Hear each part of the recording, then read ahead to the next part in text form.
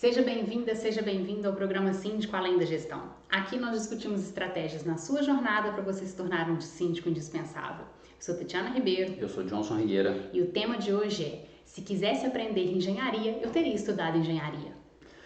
Isso é muito lógico a gente discutir aqui hoje, porque já tem várias semanas que a gente está falando. Ixi, não vai dar certo. Ele tem que ficar do lado de cá. Filhinha, ele vai ter que ficar do lado de cá, porque senão ele vai ficar batendo na porta, aí a mamãe e o papai tem que parar toda hora que ele bate na porta. Tá bem? Mamãe e papai vão fazer bem rapidinho, pra poder terminar. Isso, tá bem.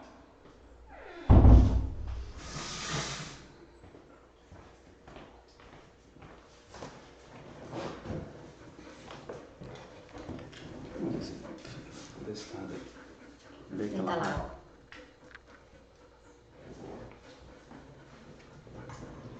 Deita Não, lá. mais pra lá, velho.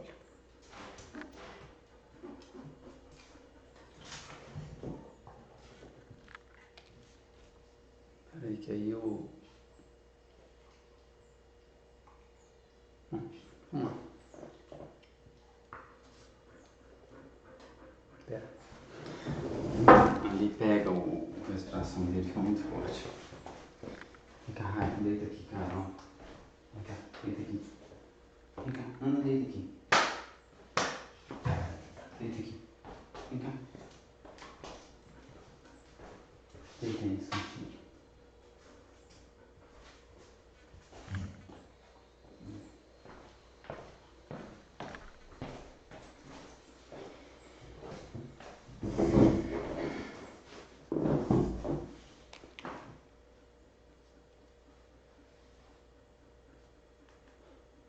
Seja bem-vinda, seja bem-vindo ao programa Síndico Além da Gestão. Aqui nós discutimos estratégias na sua jornada para você se tornar um síndico indispensável. Eu sou Tatiana Ribeiro. Eu sou Johnson Rigueira. E o tema de hoje é: se quisesse aprender engenharia, teria estudado engenharia. Esse é um tema muito pertinente para a gente discutir aqui, porque tem várias semanas que a gente está falando para você que é síndico profissional, que você tem que saber coisas relacionadas à engenharia. E pode não parecer nada lógico isso. Então a gente estava discutindo um pouco sobre como isso funciona. E a gente partiu do nosso princípio, né? Porque quando a gente escolhe uma profissão, né, a gente tem uma tendência, a gente tem de ter, assim, o foco no que é o principal da profissão, né? A gente, por exemplo, eu quando escolhi fazer engenharia civil, eu via, já gostava desde criança, né, de brincar, de construir casinhas e tal. E depois, logo no primeiro dia de aula, quando apresentaram as especializações dentro da engenharia, nesse primeiro dia, o dia de apresentação, eu já falei assim, eu quero trabalhar na parte de estruturas. Eu levei mais tempo para poder tomar uma decisão de qual área específica seguir. Mas uma vez que a gente escolheu engenharia, o natural é pensar que, olha, esse cara vai mexer com construção, esse cara vai fazer prédio, vai trabalhar com alguma coisa que é específica de engenharia. Todo mundo tem uma visão específica. Assim como quem é, sei lá, médico, tem uma visão específica, vou cuidar de pessoas, vou tratar de pessoas. Quem é arquiteto, poxa, vou fazer desenhos. Quem é atleta, acho que é um bom exemplo, a gente vai discorrer um pouco sobre isso, né? Então, a gente tem um foco específico no começo. E com síndico não é diferente. Quem é síndico normalmente tem aquele foco de gestão de pessoas, gestão de recursos, administração. São matérias que estejam muito relacionadas de uma forma muito restrita. E a gente queria comentar um pouco aqui de como abrangente tem que ser isso. Inclusive a gente, né, na engenharia, a gente acha, né, que, tudo bem, eu sei a minha parte específica. E se eu precisar de algo mais, né, eu contrato outra pessoa que é especializada nessa área. Mas a gente acaba que, ao longo do tempo, à medida que a gente vai exercendo a profissão, a gente vai vendo que a gente precisa de entender um pouco mais das áreas que permeiam a engenharia, né? A gente, por exemplo, quando resolveu montar uma empresa, a gente começou a ter que entender um pouco de administração de empresas, né? A gente começa a ter que entender um pouco de contabilidade, porque faz parte da empresa. A gente teve que começar a entender um pouco de RH, né, para poder contratar os funcionários. É um pouco até de questão cultural mesmo, né? Que a gente, quando começa uma determinada matéria, a gente acredita que ela é autossuficiente e que a gente não precisa ter essa interação da nossa parte com as outras. É simplesmente assim, a minha vai até aqui, daqui para cá eu contrato, né? E a outra pessoa que tem que saber daquilo ali. E a gente bate muito a cabeça por causa disso, e isso acaba causando um atraso na nossa evolução. Porque no nosso caso, por exemplo, quando a gente decidiu montar a empresa, se a gente já tivesse essa visão, já tivesse se preparado lá atrás, mesmo durante o período de formação de engenharia, a gente já fosse tendo uma visão do que é uma empresa, de quais são as matérias que a gente precisa entender, de como funciona, a gente já teria ganhado muito tempo. E a partir daí, quando você começa a ter uma interação, por exemplo, com os clientes, né, que é a parte de negociação, de comunicação, de realmente tratar com pessoas, a gente estaria muito mais na frente. Só que normalmente a gente não enxerga isso, né, e a gente acaba ficando limitado.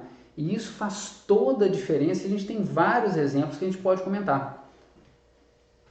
Inclusive durante a faculdade, né, essas matérias pra gente, né, as matérias relacionadas à administração, a direito, a maioria dos alunos, inclusive, passa batido, né? Empurra, né? Empurra, vai do jeito que for. E a gente só vê lá na frente que tinha algum sentido ter aquelas matérias ali.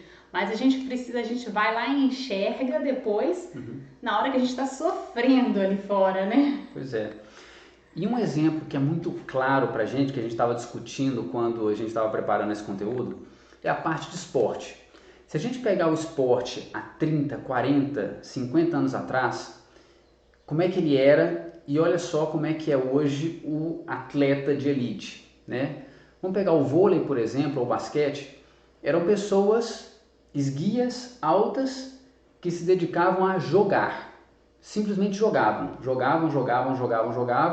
até que iam se destacando dentro de um universo onde todas as pessoas faziam daquela forma.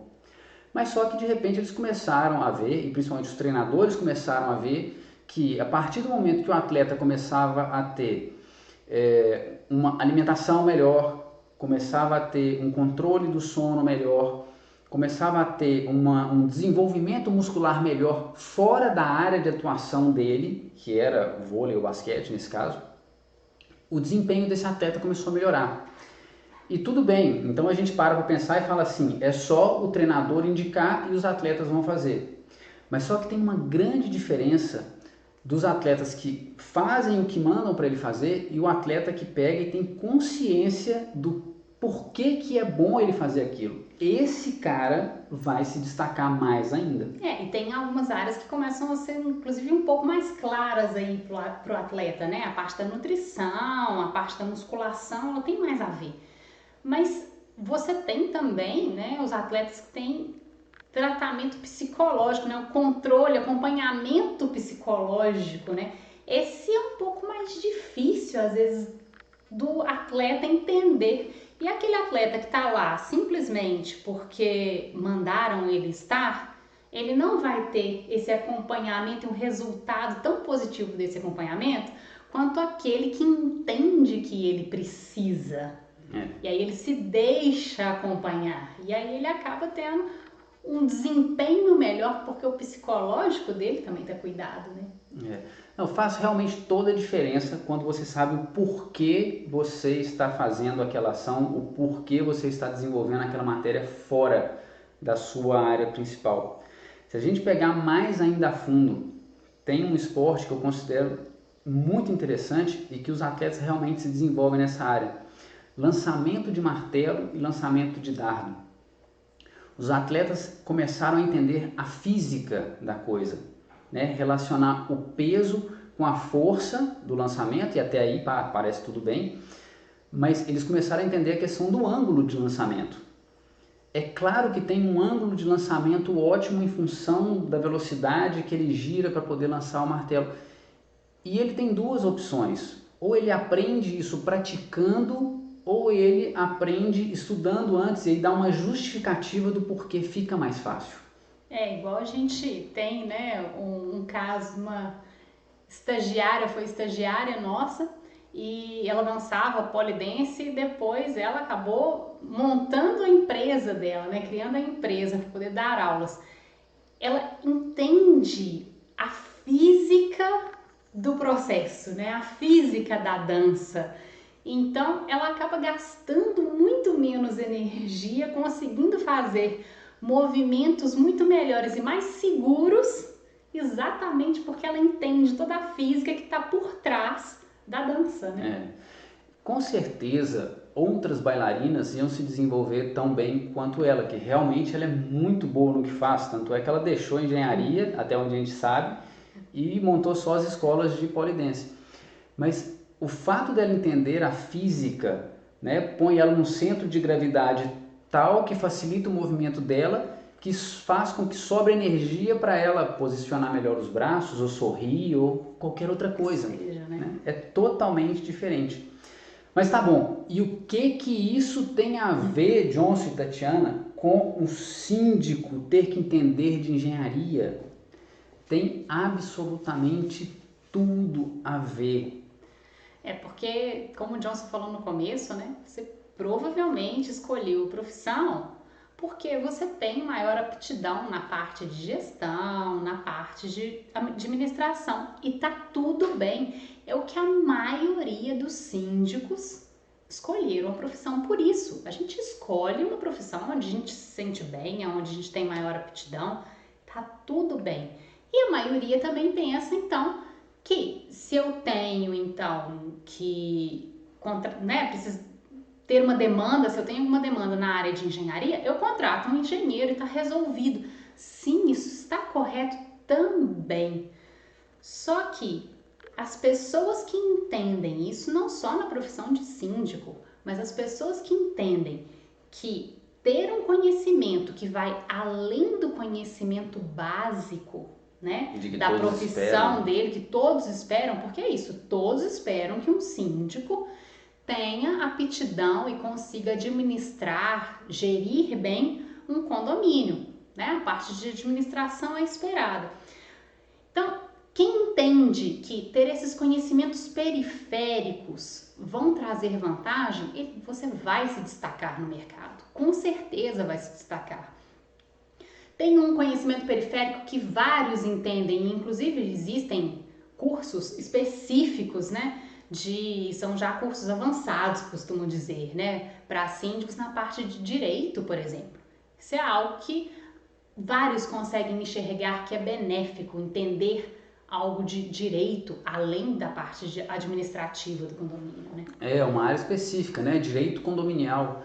E a gente sabe que tem muitos conflitos, são muitas pessoas convivendo no mesmo ambiente, então é natural enxergar que isso é um plus, né? Além de você ter aí o curso básico de síndico profissional, olha, quando você vai se apresentar para um condomínio, eu tenho um curso de direito condominial, eu sei a questão de gerir os conflitos e tal, então isso faz diferença.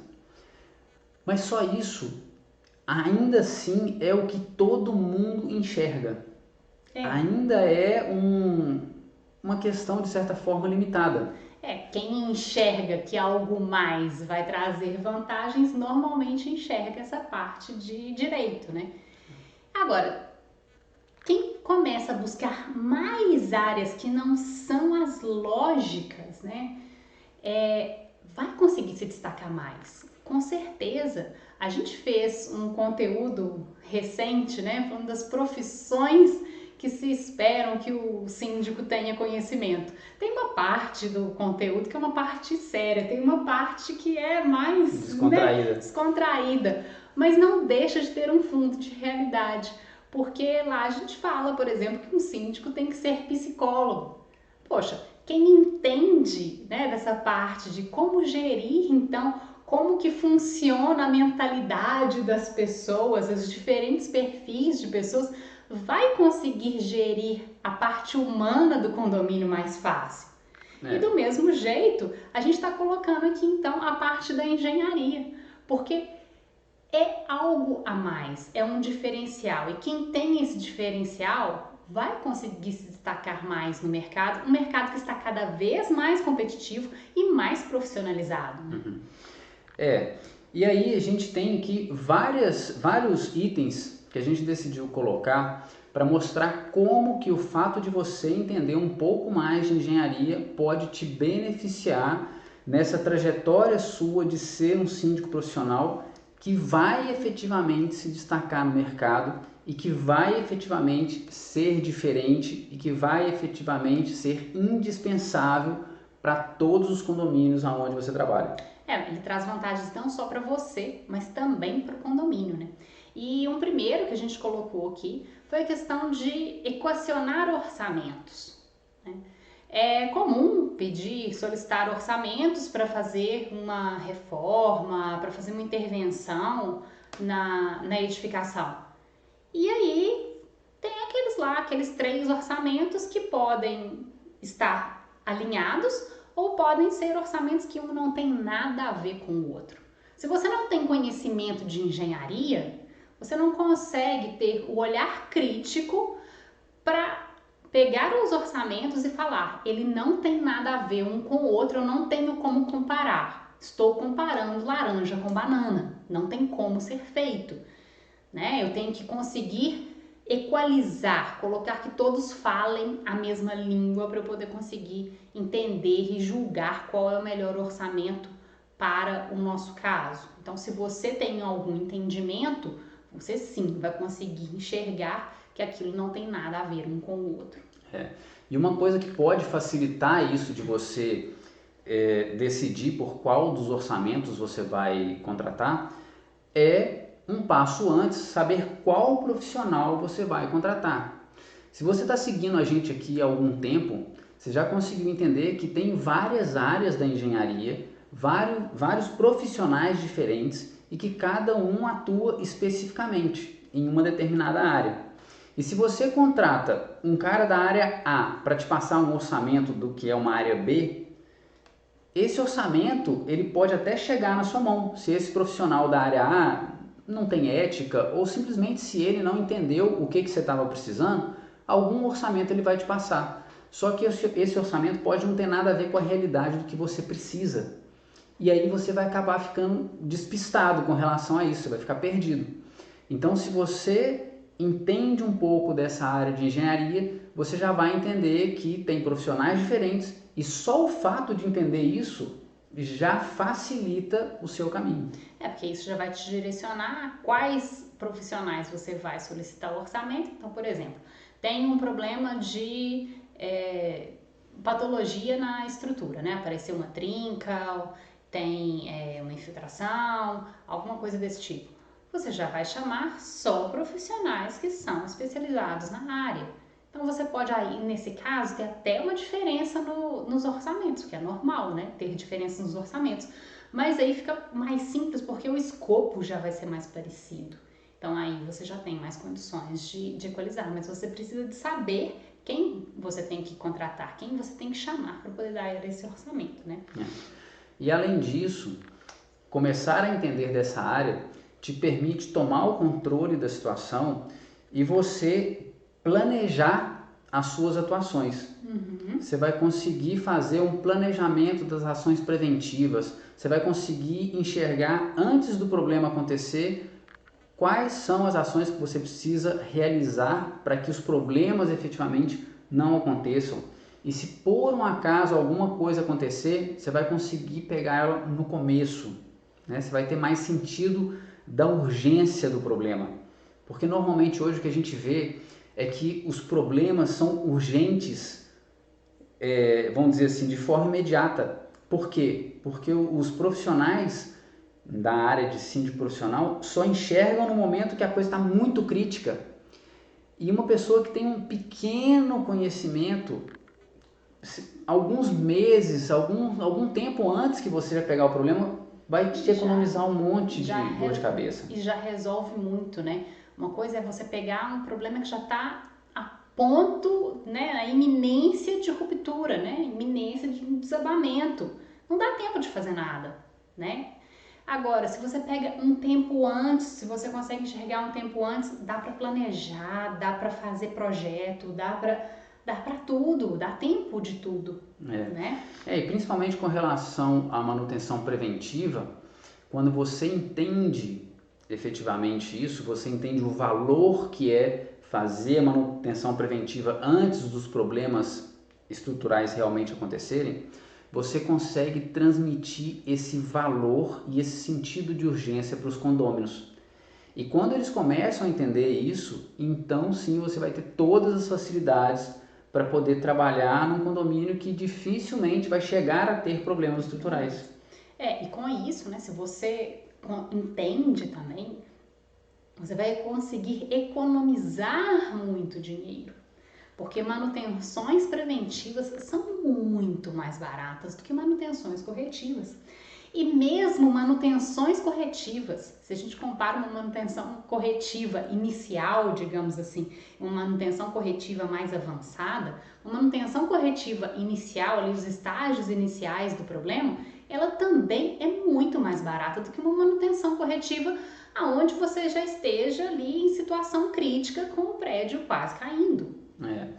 E com isso que a gente está falando aqui, a gente não quer dizer que você tem que ser um engenheiro, né? Vamos voltar lá no título que a gente colocou, né? A gente não acha que você tem que ser um engenheiro. Simplesmente são informações e conhecimentos que você pode ir adquirindo que vão te facilitar realmente o caminho. E te evita, por exemplo, também a ser enganado em alguma situação, por má intenção ou não. Sim, porque podem ter engenheiros que tenham má intenção, isso acontece em todas as profissões, tenham má intenção e querem simplesmente tirar um dinheiro do condomínio. Fazer um serviço que não é necessário ou mais do que é necessário. Exatamente. Ou pode ter aquele engenheiro que, por falta de experiência, por ingenuidade da parte dele, ele não consegue enxergar e acha que você tem que gastar mais do que você precisaria de gastar.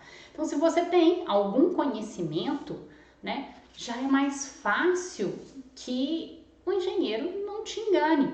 É muito comum, por exemplo, não saber nomes de elementos estruturais.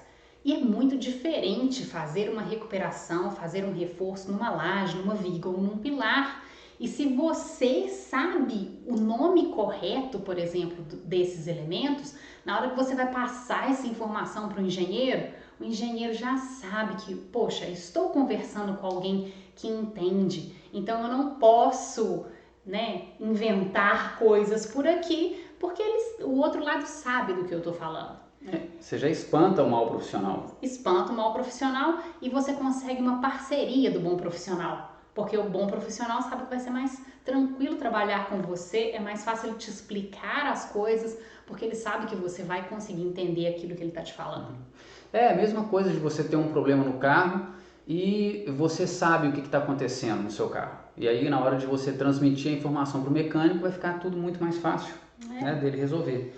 E isso tem um ponto assim, que a gente considera que é muito relevante, essa informação, né, você entender essas informações básicas, porque saber os nomes dos elementos não tem nada de engenheiro nisso, é básico, né?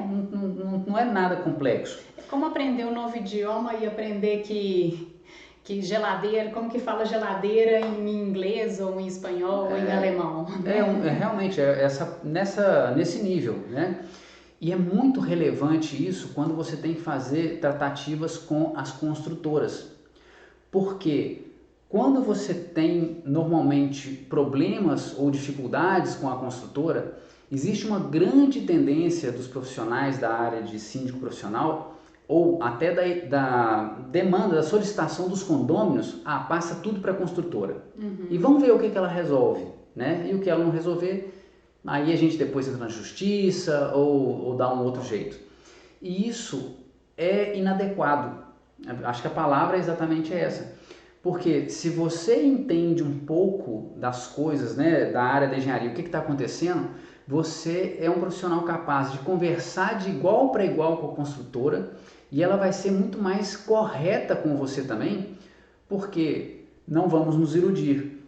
Tem condomínios também e tem pessoas que demandam de propósito coisas para a construtora que não são dela. E a construtora é um negócio e ela não vai ficar bancando nada para ninguém de graça.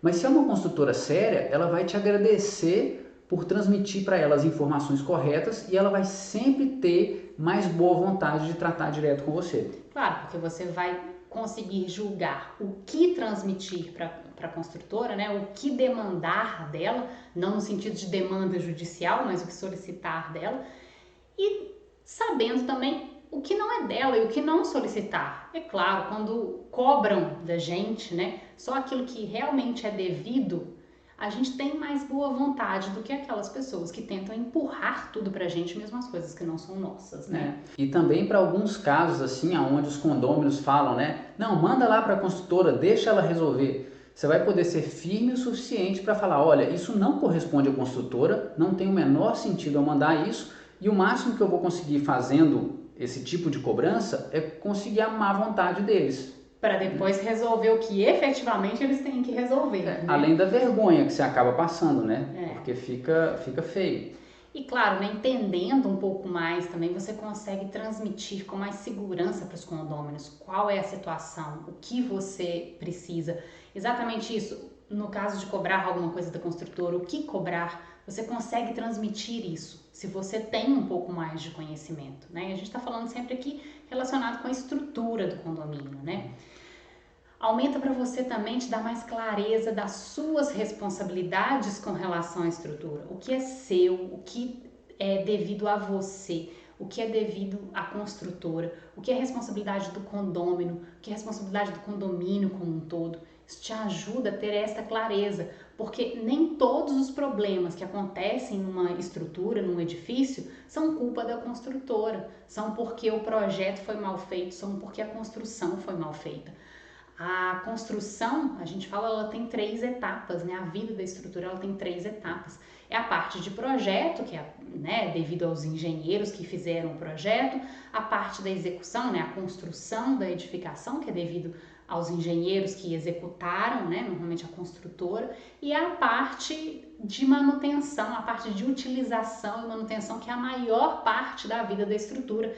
E isso é de responsabilidade, isso é devido aos condôminos, ao condomínio, né? A quem está utilizando e não a quem construiu. Não adianta nada ter uma construção perfeita, um projeto perfeito, uma construção perfeita, que são coisas que não existem, tá? Abro parênteses aqui, não existe perfeito, são todos seres humanos envolvidos no processo, então alguma falha pode ter e por isso mesmo existem coeficientes de segurança para que tudo esteja bem. Mas não adianta nada, se existisse projeto perfeito, se existisse construção perfeita, não adiantaria nada ter toda essa etapa perfeita se continuasse tendo uma má utilização da edificação, uma falta total de manutenção, uma hora dá problema de qualquer forma, mesmo que tudo antes tenha sido cuidado, tenha sido perfeito. E isso, claro, traz autoridade para você.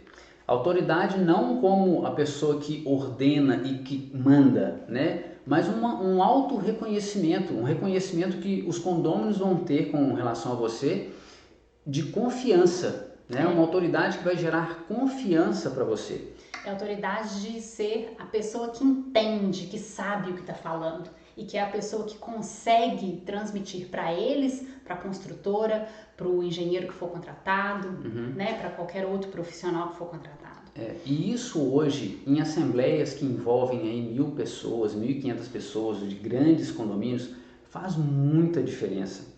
Eu mesmo passei uma situação lá no nosso condomínio, teve um primeiro síndico, e esse síndico é até um cara jovem, com uma atuação muito correta. Passaram-se outras gestões e em uma outra assembleia estava tendo um certo desacordo de opiniões e tal.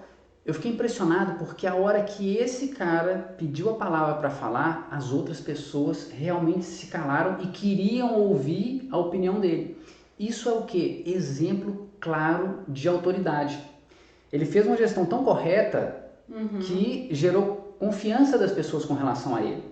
É totalmente diferente. Enquanto as outras pessoas falavam, todo mundo falava por cima, ia por aí. Mas enfim, isso te dá também um controle e uma confiança em você mesmo com relação às tomadas de decisão. Você vai tomar a decisão embasada em conhecimento, não só em achismo, não só em número de votos, não só em temos que fazer alguma coisa. E isso faz muita diferença, né? É claro, né, que você pode aprender empiricamente. Todos aprendemos. Todos aprendemos, né? Vai lá e aí acontece, tem um problema em um condomínio, aí você chama um engenheiro, aí esse engenheiro foi um engenheiro correto, funcionou tudo direitinho, resolveu, não voltou a dar problema, ótimo. Você foi em outro, teve outro condomínio, você teve um outro problema e nesse caso não funcionou, você aprende também. A gente está sempre aprendendo, quando a gente acerta e quando a gente erra, a gente está sempre aprendendo. Você pode ir aprendendo dessa forma, né? Empiricamente. E é isso, é por tentativa e erro que você vai aprendendo. Em uma hora, claro, depois de vários anos, vários condomínios, você está ali calejado, aprendeu várias coisas, você vai saber ali na frente. Mas não precisa de ser assim, né? Você pode acelerar esse processo, você pode buscar, né, aprender antes de que os problemas aconteçam, né? Estar preparado para o que possa vir. Né? Não, uma situação tão simples como se você vai para um outro país sem saber o idioma e começa a conviver lá, você vai aprender o idioma, vai levar um tempo, mas você vai aprender. Agora, se você já previamente já sabe que vai passear nesse país ou vai morar nesse país, você desenvolveu, estudou o idioma e aprendeu, você vai chegar lá, você vai aprimorar. É mais fácil, né? Mais fácil. Você não vai chegar lá e não precisa de chegar lá sabendo falar totalmente o idioma, fluente, etc. Mas se você pelo menos souber, bom dia, boa tarde, boa noite, se comunicar no básico. Preciso disso, muito obrigado, né? De nada, por favor. Você já tem uma melhor vontade do outro lado de te receber também, de te atender. E acontece a mesma coisa com a engenharia, né? Em todas as profissões, na verdade, é assim, né? Você simplesmente acelera o processo, né? Fácil assim. E é isso, né? Em todas as profissões, para poder pensar. Quem vai além do conhecimento básico da profissão, além daquilo que é formação, digamos ali, currículo básico, currículo padrão da profissão, é exatamente quem se destaca. Quem aprende alguma coisa extra é aquele que se destaca, é aquele que consegue uma ascensão mais rápido, é aquele que consegue ter os melhores salários, é aquele que consegue se tornar indispensável. Que é o objetivo que a gente quer trazer aqui para você, que você seja essa pessoa indispensável para os condomínios. Que seja aquele síndico que todo condomínio quer ter. E é isso aí. Esse foi mais um programa Síndico Além da Gestão. Sou Tatiana Ribeiro. Eu sou Johnson Rigueira. Até a próxima. Até a próxima.